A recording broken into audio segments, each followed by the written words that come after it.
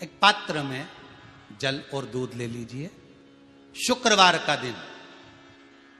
तो कहोगे गुरुजी ये कथा कहां से निकाल के लाए हो? तो विष्णु पुराण में से आप उसको स्मरण कर सकते हो। काय में से? विष्णु पुराण में से। एक पात्र में देसी गाय का दूध, जल उसमें रखकर, और आपके यहाँ अगर लड्डू गोपाल हो, यदि आपके घर में ठाकुर जी हो, लड्डू गोपाल हो, विष्णु जी का कोई स्वरूप हो, श्री हरि का कोई स्वरूप हो, तो उस पर शुक्रवार के दिन आप संध्या के समय पर दुर्वा डालकर, उस दुर्वा से अगर लक्ष्मी जी के नामों का 108 बार उच्चारण कर कर, घी का दिया लगाकर, कैसर के चावल साथ में रखकर केवल उस जल का और दूध का मात्र छींटा देते हो, तो उसके घर में कभी लक्ष्मी की कमी नहीं आ सकती, संपदा बढ़ती चली जाती है। 108 बार लक्ष्मी के नाम का मात्र उच्चारण कर लेने पर, भगवान विष्णु के चरणारविंद पर, भगवान विष्णु के चरणों पर केवल उस दुर्वा का, जल का, दूध का सींचन कर देने से भी लक्ष्मी की वृद्धि होती, लक्ष्मी देती, दुर्वा बढ़ती है। और दुर्वा का एक बहुत सुंदर गुण है महाराज, बहुत सुंदर गुण है दुर्वा का। जहां पर उसके भीतर गांठ आती है ना, वहां से 2 रास्ते बना देती है। बोलो बनाती कि नहीं बनाती? कभी दुर्वा देखी होगी आपने। जहां गांठ आई वहां 2 रास्ते बनाएगी, फिर गांठ आई फिर 2 रास्ते बनाएगी, फिर गांठ आई फिर 2 रास्ते बनाएगी। दुर्वा का क्रम ऐसा है कि हम भगवान को दुर्वा क्यों देते हैं, उसका कारण यह है कि मान लो हे परमात्मा, हे शंभु, हे गणेश, हे प्रभु नारायण, अगर मान लो मेरा एक रास्ता चलते चलते गांठ पड़ जाए, एक रास्ता मेरा बंद हो जाए, तो वहां से मेरे दूसरे रास्ते खोल देना। इसलिए दुर्वा भगवान को समर्पित करी जाती है। दुर्वा को समर्पित करने का क्रम ही यही है कि मेरे मार्ग खुल जाए, मेरी राह खुल जाए, मेरा मार्ग चारों तरफ खुलता चले। दुर्वा नीचे की ओर चलते चलते मार्ग खोलती चली जाती है।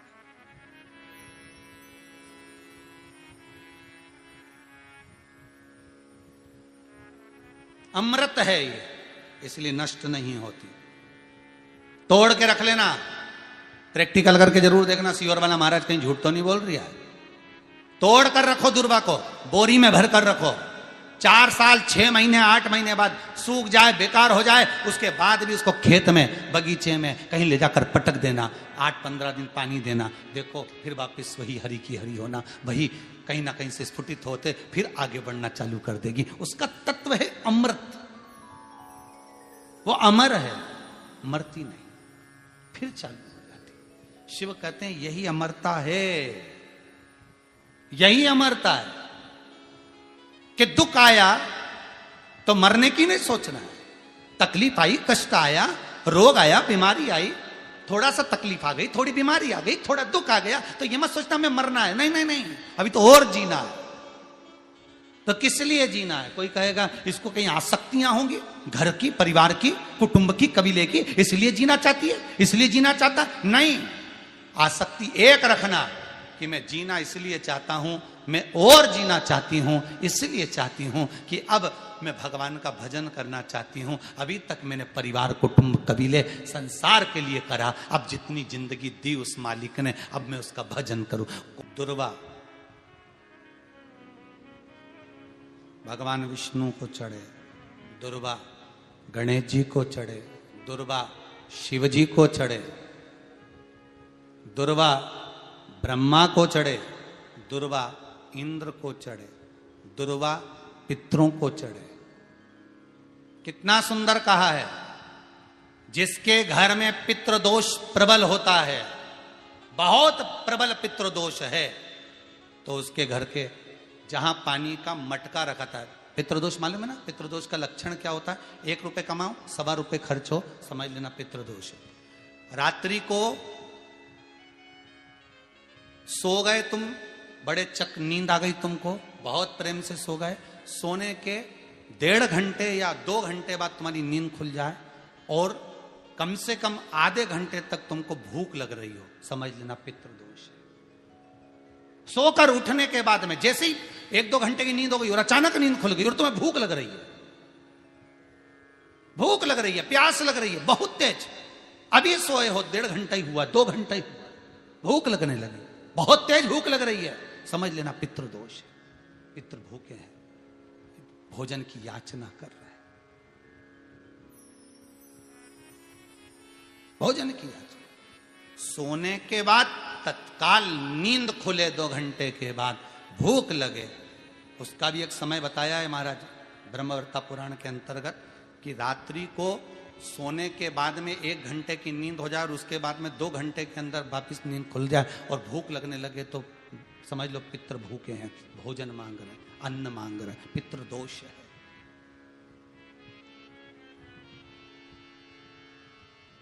पितृदोष का कुछ कुछ वर्णन किया गया है।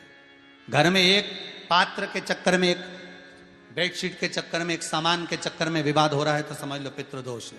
1 रुपया कमाया, सवा खर्च हो रहा है, पितृदोष है। घर में एक बीमार, दूसरा फिर बीमार हो गया, तीसरा फिर बीमार हो गया, एक ठीक हुआ, एक बीमार हुआ, पितृदोष है। पितृदोष का भाव, तो उसके लिए करना क्या है? शिव महापुराण की कथा कहती है, सुंदर गणेश जी का चरित्र वर्णन करता है, स्कंद पुराण कहती है, विष्णु पुराण कहती है कि दुर्वा 21 दुर्वा की गांठ बनाकर, 7 गांठ 21 दुर्वा की बनाकर जो अपने पितरों का मटका, मटका मतलब परिंडा, हंडा, जो भी पानी का भरते हो, उसके नजदीक में मात्र एक कटोरी में चावल रखकर उसमें अगर दुर्वा रख देता है तो मात्र 5 या 7 दिन में पितृदोष समाप्त होना प्रारंभ हो जाता है। उसके घर में लक्ष्मी की वृद्धि होने लगती है, सुख शांति अपने आप आने लगती है, उसका क्लेश समाप्त हो जाता है। दुर्वा में वो गुण है जो पितृ भी उसका भाग अमृत तत्व प्राप्त करना चाहता,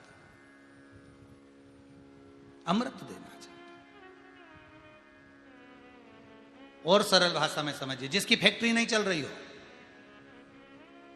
फैक्ट्री में बार बार कुछ तकलीफ आ रही हो, गाड़ियां नहीं चल रही हो, 4 व्हीलर गाड़ियां ले रखी हैं, कभी ट्रक गड़बड़ हो रहा है, कभी ट्रक में ये हो रहा है, कभी गाड़ी में ये हो रहा है, कभी बस में ये हो रहा है, बस एक काम करना है, दुर्वा का थोड़ा सा भाग लेकर पानी के लोटे में उसको डालकर 5 अक्षत के दाने उसको पटक कर उस गाड़ी के अंदर उस कलश को रख दो, बस आधे घंटे के लिए, और उस पानी को चक्के के चारों तरफ डालते डालते जाइए दुर्वा के साथ में, तकलीफ नहीं देगा।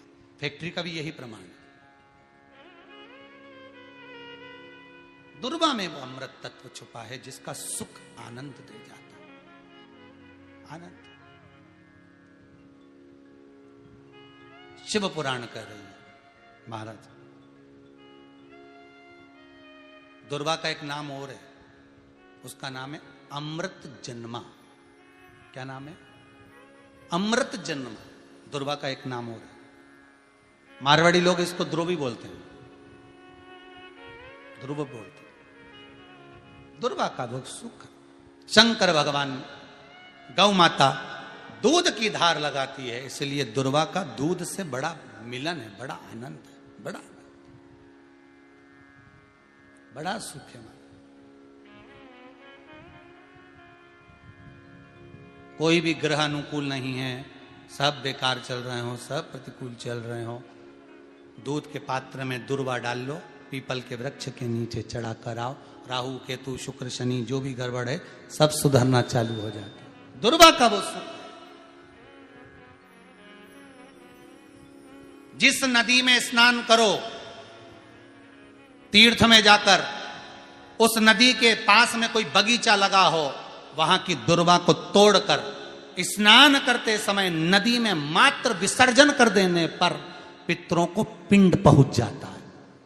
मात्र उस दुर्वा का विसर्जन कर देने पर पितरों को पिंड का भाग मिल जाता है। अभी ना तो तुम्हारे पास में आटा है, ना तुम्हारे पास में चावल है, ना तुम्हारे पास में पिंड है, ना कोई तुम्हें संकल्प छुड़ा रहा है, ना कोई तुम्हारे पास में वस्तु है, उसके बाद भी पितरों को भाग मिल रहा है। काय से? केवल एक दुर्वा के तत्व से। स्नान करने से पहले पवित्र नदी में, गंगा यमुना नर्मदा सरयू आदि किसी पवित्र नदी में आप स्नान कर रहे हो, वहां के बगीचे में घूमकर आप जाते तो हो, पैदल ही नहाने जाते हो, तो घाट के आसपास में कोई बगीचा, वहां की दुर्वा तोड़ ली, एक दुर्वा नहाने से पहले अपने पूर्वजों पितरों के नाम से नदी में छोड़ दी।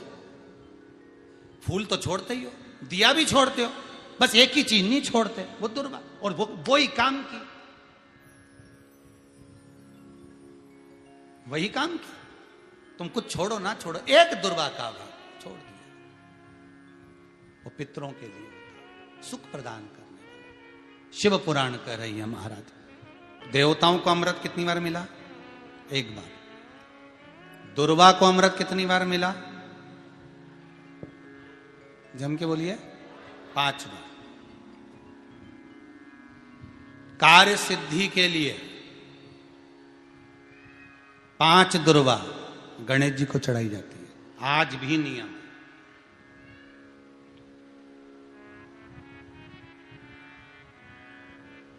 कभी आपको मौका मिला हो और आपने रावण संहिता पढ़ी हो। कौन सी संहिता? रावण संहिता। क्योंकि रावण शिव का उपासक था, भजन करने वाला था। शिव तांडव स्तोत्र आज भी लोग रावण का एक आनंद में पढ़ते। तो शिव का उपासक है रावण, शंकर का उपासक। विद्वान भी था, ज्ञानवान भी था। वो तो देवता के हाथ से मरना था उसको, इसलिए उसने मांगा ही यही था। जो मांगा वो मिला। तो रावण संहिता अगर किसी ने पढ़ी हो तो उसको मालूम होगा, रावण संहिता में 4 तरह के तिलक का महत्व बताया। कितने तिलक? 4। उन 4 तिलक में सर्वश्रेष्ठ तिलक रावण बताता है। एक तिलक सर्वश्रेष्ठ है, वो है दुर्वा। जो दुर्वा होती है, उस दुर्वा को जलाकर उसकी भस्म तैयार कर कर उसमें गाय का श्वेत गाय, कौन सी गाय? सफेद। उस गाय के शरीर पर कोई दाग ना, उसके शरीर पर पूर्ण तरह से श्वेत हो, ना लाल उसमें कोई धब्बा हो, ना काला धब्बा हो, ना कोई कलर हो, बस केवल श्वेत।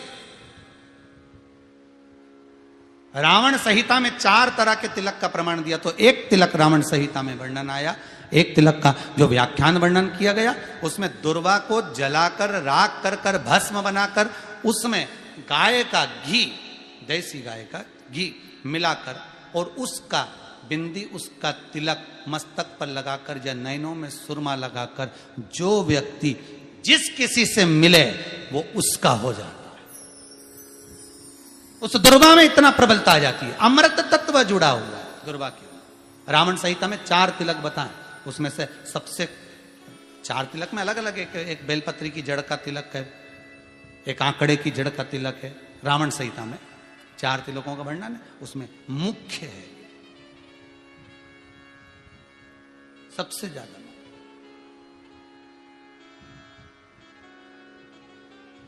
हम तो कहेंगे, अगर मान लो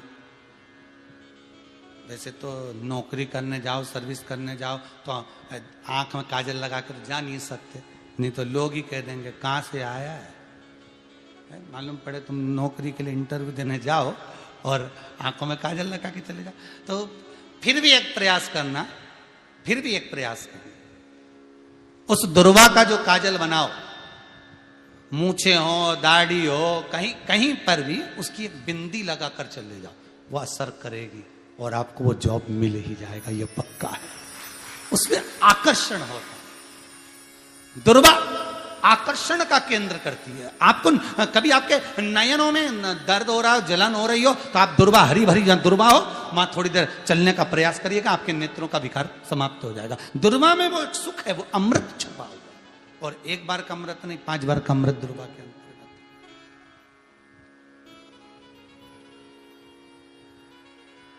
कौन से देवता हैं जिनके ऊपर दुर्वा का जल दूध में मिला हुआ छीटा जाए?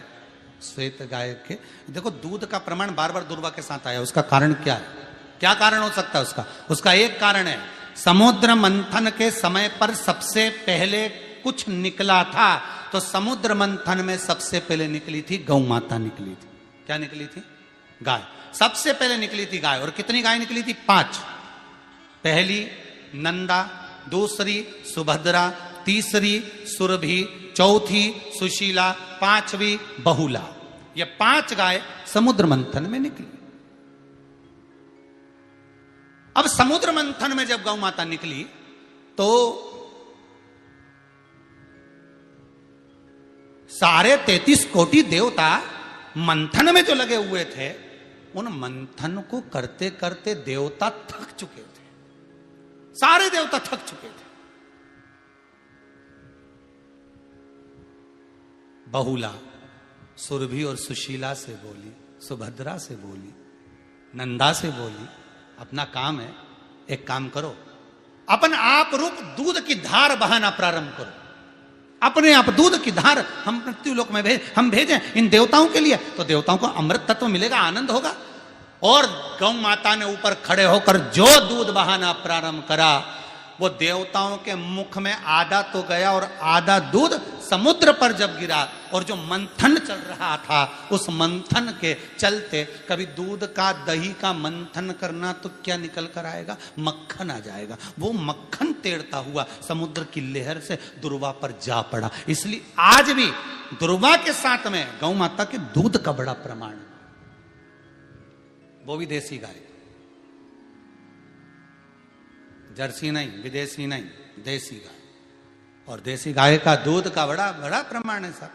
हम कई बार कथाओं में कहते हैं, जैसा खाया अन्न, बोलते जाओ, वैसा हो गया मन, जैसा पिया पानी वैसी हो गई वाणी, और जैसा पिया दूध वैसी बन गई बुद्ध। बुद्धि कैसे बनी है? दूध से बनी। डब्बे का दूध पियोगे तो डब्बे हो जाओगे, थैली का दूध पियोगे तो थैली, बोतल का दूध पियोगे तो बोतल। दूध का बड़ा असर।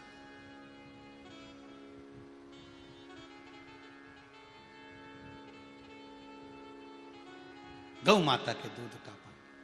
कहा, एक पात्र में जल और दूध ले लीजिए, शुक्रवार का दिन। तो कहोगे गुरुजी ये कथा कहां से निकाल के लाए हो? तो विष्णु पुराण में से आप उसको स्मरण कर सकते हो। काय में से? विष्णु पुराण में से। एक पात्र में देसी गाय का दूध, जल उसमें रखकर, और आपके यहाँ अगर लड्डू गोपाल हो, यदि आपके घर में ठाकुर जी हो, लड्डू गोपाल हो, विष्णु जी का कोई स्वरूप हो, श्री हरि का कोई स्वरूप हो, तो उस पर शुक्रवार के दिन आप संध्या के समय पर दुर्वा डालकर, उस दुर्वा से अगर लक्ष्मी जी के नामों का 108 बार उच्चारण कर कर, घी का दिया लगाकर, कैसर के चावल साथ में रखकर, केवल उस जल का और दूध का मात्र छींटा देते हो, तो उसके घर में कभी लक्ष्मी की कमी नहीं आ सकती, संपदा बढ़ती चली जाती है। 108 बार लक्ष्मी के नाम का मात्र उच्चारण कर लेने पर, भगवान विष्णु के चरणारविंद पर, भगवान विष्णु के चरणों पर केवल उस दुर्वा का, जल का, दूध का सींचन कर देने से भी लक्ष्मी की वृद्धि होती, लक्ष्मी देती।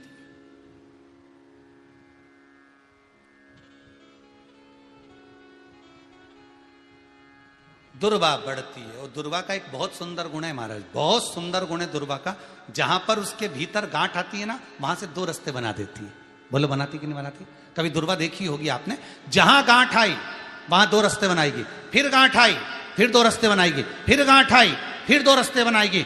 दुर्वा का क्रम ऐसा है कि हम भगवान को दुर्वा क्यों देते हैं, उसका कारण यह है कि मान लो, हे परमात्मा, हे शंभु, हे गणेश, हे प्रभु नारायण, अगर मान लो मेरा एक रास्ता चलते चलते गांठ पड़ जाए, एक रास्ता मेरा बंद हो जाए, तो वहां से मेरे दूसरे रास्ते खोल देना। इसलिए दुर्वा भगवान को समर्पित करी जाती है। दुर्वा को समर्पित करने का क्रम ही यही है कि मेरे मार्ग खुल जाए, मेरी राह खुल जाए, मेरा मार्ग चारों तरफ खुलता चले। दुर्वा नीचे की ओर चलते चलते मार्ग खोलती चली जाती है।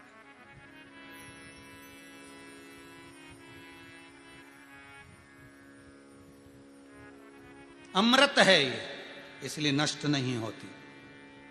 तोड़ के रख लेना, प्रैक्टिकल करके जरूर देखना, सियोर वाला महाराज कहीं झूठ तो नहीं बोल रही है।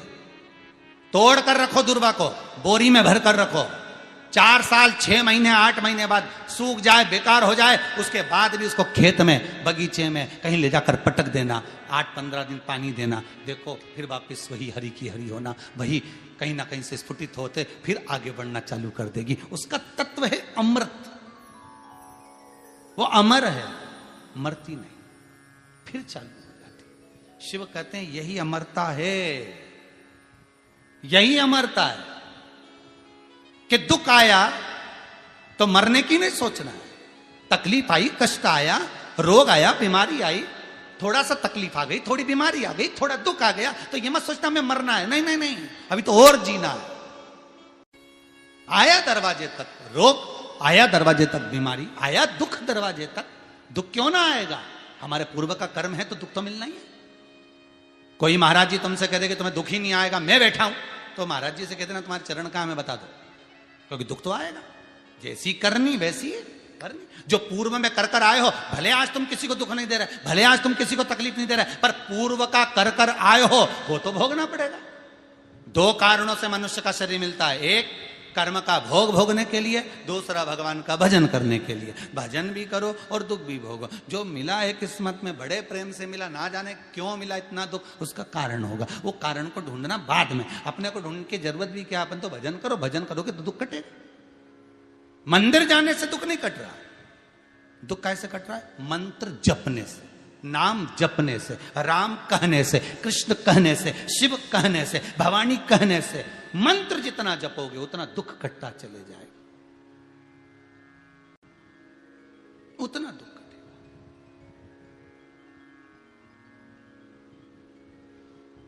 भोला सब दुख काटो म्हारा, ओ भोला सब दुख काटो म्हारा।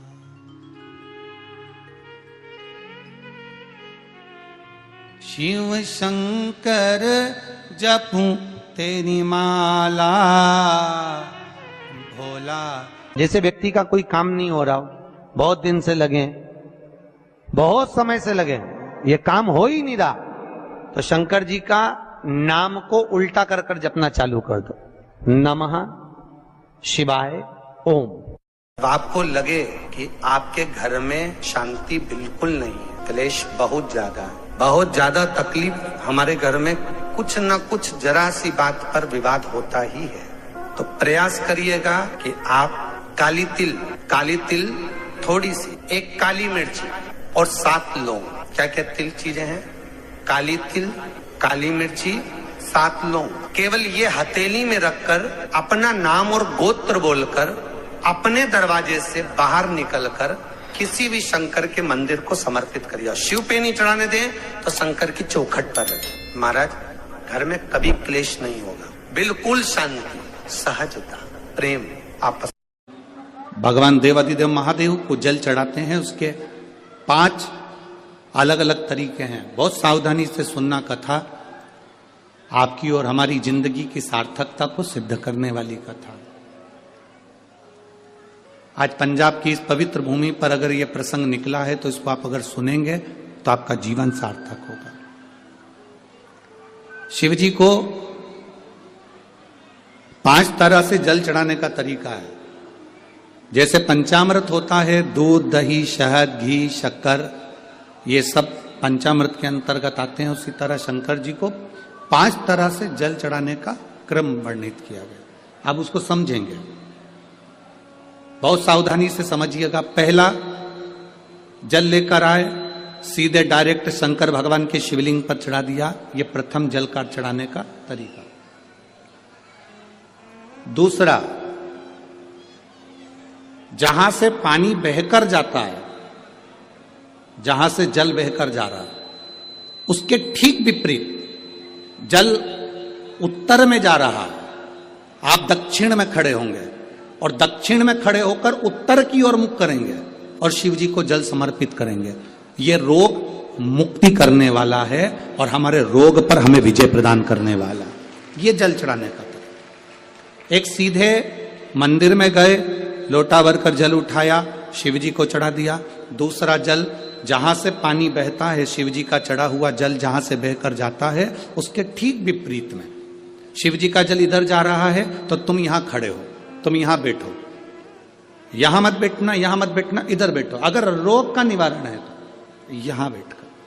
तीसरा, अशोक सुंदरी से जल चढ़ाते चढ़ाते शिवलिंग तक लेकर जाना और शंकर भगवान के शिवलिंग पर पूर्ण जल समर्पित करना।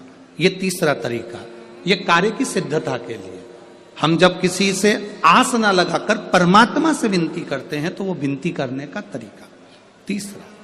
चौथा, शिवजी पे चढ़ा हुआ जल 5 जगह पर समर्पित करना। गणेश जी, कार्तिकेय, अशोक सुंदरी, शिवलिंग और जलाधारी। ये चौथा क्रम है। जब जिस नारी का, जैसे मेरा नाम मोनिका है, मेरे पति का नाम संजय सिंह है, मैं दिल्ली स्वरूप नगर के निवासी हूं, मेरा फोन नंबर ये है। कहीं बैठी हैं? मैं बाबू को लाए हैं क्या? नहीं लाए? ठीक है, मैं प्रणाम करने के लिए लाई हूं। गुरुदेव, बाबा बाबा है, बैठिए बहन। शिव तत्व है।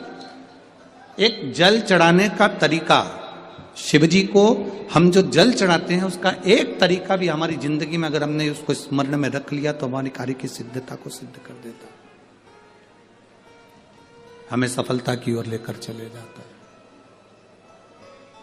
सीधे जल चढ़ाना, दक्षिण में बैठकर उत्तर की ओर मुख कर कर जल चढ़ाना, अशोक सुंदरी से लेकर शिवलिंग तक जल चढ़ाना, 5 स्थान पर गणेश, कार्तिकेय, अशोक सुंदरी, जलाधारी, शिवलिंग पर जल चढ़ाना 5 स्थान पर, ये चौथे नंबर का। और 5वां जल समर्पित करना,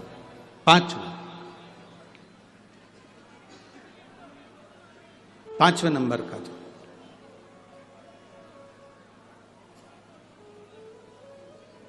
शिव जी को 5 नंबर का जो जल आता है, जो जलाधारी है, ऊपर जिसमें पानी भरा रहता है और नीचे एक एक बूंद टपकता रहता है, जलाधारी में जल समर्पित कर कर उसी जल को बचाकर अशोक सुंदरी वाली जगह पर थोड़ा सा चढ़ाकर उसी में से जल शिवलिंग पर जब हम समर्पित करते हैं तो हम जिस कार्य के लिए जा रहे हैं वो कार्य सफल हो।